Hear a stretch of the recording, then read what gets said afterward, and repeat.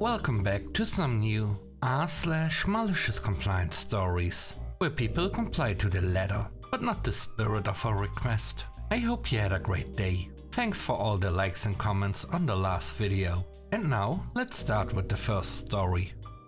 It's called Only Listed Duties. I worked as a care staff for a private company with around 250 employees that deals with special needs individuals. We have day help facilities and group homes. In a prior job I did the same for the state, but was moved to an IT role after a while, until the stupidity from upper management became too great. Before any of that I was an EMT, and before that I was in the army and knew how to cover myself. My boss sent out an email to all staff and had an in-person company meeting, because I put on a form the state inspectors looked at that said, "Client returned from day trip sunburned, disoriented and dehydrated. Staff with the client reported they passed out. Apparent heat exhaustion. Reported to RN and state authority for possible neglect." Apparently, the RN never looked at the report, before the state auditors came in a week later, although she did look at the client and agreed with me about the heat exhaustion the next day when she was back in the office from a day off. Fast forward 9 days. We have an emergency company meeting. Boss hands out a paper, specifically telling every staff that they are not to do anything outside the scope of their job description and they are not doctors, while staring at me the whole time. She calls me out specifically during the meeting, by name. Alright, fine. I stopped doing anything but the exact wording of my original hiring duties. 2 months passed. One day, I got a call about a problem with the computers at the main office in San Antonio. My job is over an hour away. I had traditionally done all the IT troubleshooting, as I was one of the first hires of the company and I had a background for it. Boss calls me on my day off and asks me to drive to the main office and fix their computer system. I said to her, I cannot do anything outside of my listed duties, per your order. Then I hang up and turn the phone off until dinner.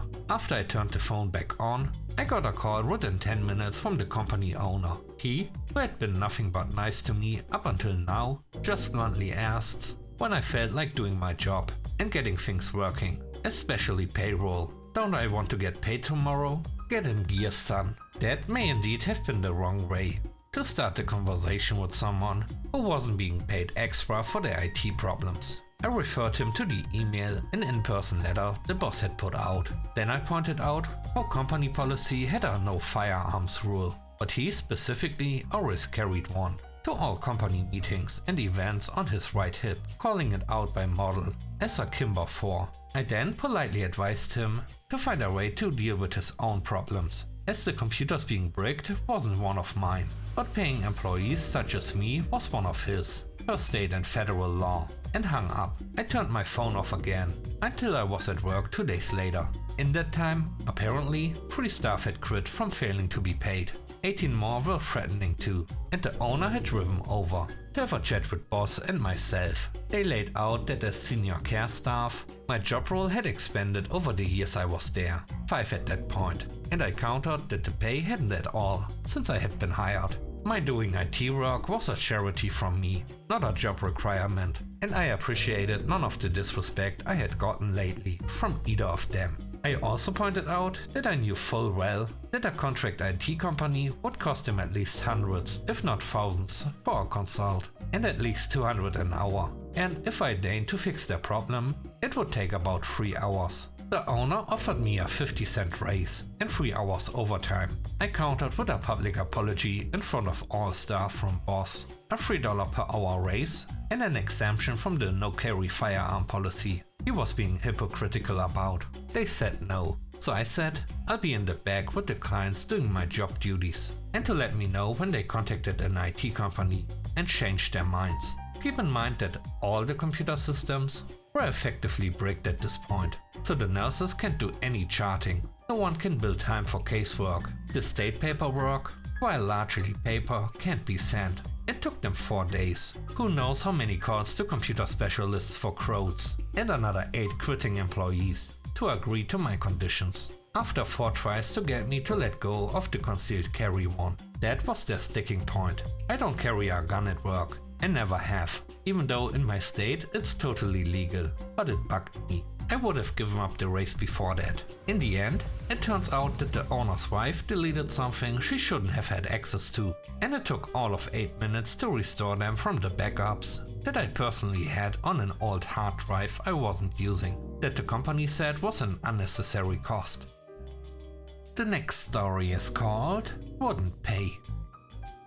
Years ago, I worked at 7-Eleven. This happened during graveyard shift. On graveyard shift, there's only one cashier on till, and in my province, prepaying for fuel was about 3 to 4 years required by law. But a lot of older people refuse to prepay for their gas and would demand that they can just leave their card behind. Well, that's a no-go, considering the pumps were programmed that the pumps won't turn on until there's a payment or pre-auth. I can't simply turn on the pump. At around 4 AM, it was the store's morning rush, and I had a Karen come up with her drinks and food. She wanted me to turn on the pump and wait until her husband was done pumping. I explained how pre-auth works for fuel, but she was having none of it. I'm starting to get a line of people getting their coffee and food. I explain again that I can simply turn on the pump and that pre-authorization is super easy. She doubled down and said she's going to stand here until I turn on the pump so they can gas up and leave.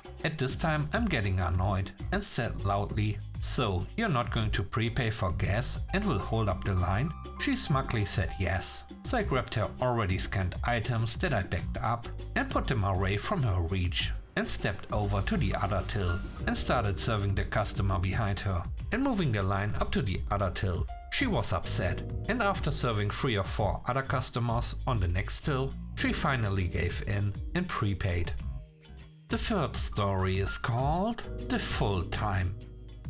For the longest time, my job has allowed us to take the full pay for completing work, even if we finish early. I am assigned a zone, and I complete all jobs assigned to me in that zone by a time limit. At many different locations, I check in via GPS tracker to prove I'm at the location. They pay me the mileage and I make my own schedule. Each job has a time assigned to it. Previously, they've always allowed us to claim the extra time. If I'm given an hour to complete something and finish in 45, I claim the hour.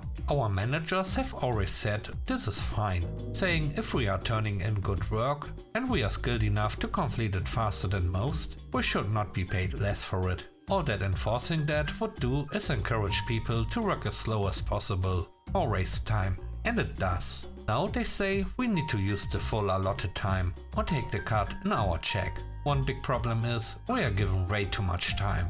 It's common for me to be given an hour to do something that takes 10 minutes tops. My colleagues are not ashamed to admit they all run the clock, thinking it's crazy that they should be paid less than people who don't know what they are doing and stand around doing nothing. So they do it too. I started doing it too. I've been doing this for 6 years.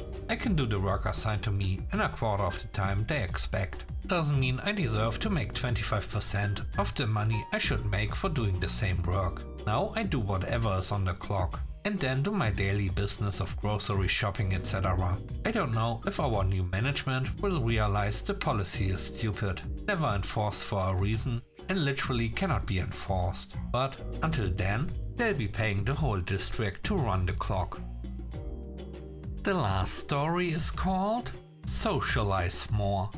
I'm from an Asian country and I've been living in a foreign country for some time and purchased my home here a few years ago. My hobbies are playing computer games and watching TV shows, and I've spent a decent amount of money to set up my home for it. I have the fastest internet plan, subscriptions to all major streaming services, etc. My daily life is work, grocery shopping, home gaming, every single day. My parents came at the beginning of the year to live with me, as they want to experience the foreign life. They were disappointed when they found out their son does not have an active social life here and spent all his free time at home gaming. They tried to make me more socially active by telling me what events are happening that I can go to and how they've been going out every day and made lots of new friends. Well, not really. I know they only go to 2 places: the shopping center for grocery or the local community center, where there are a bunch of retired people from our home country.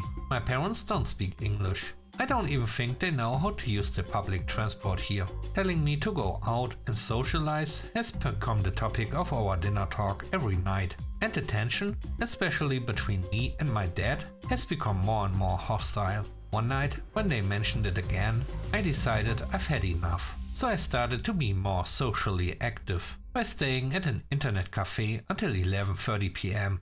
every day. I also cancelled the internet at home. They found out the internet is not working at home and notified me. I acknowledged it. They asked me when the internet would come back.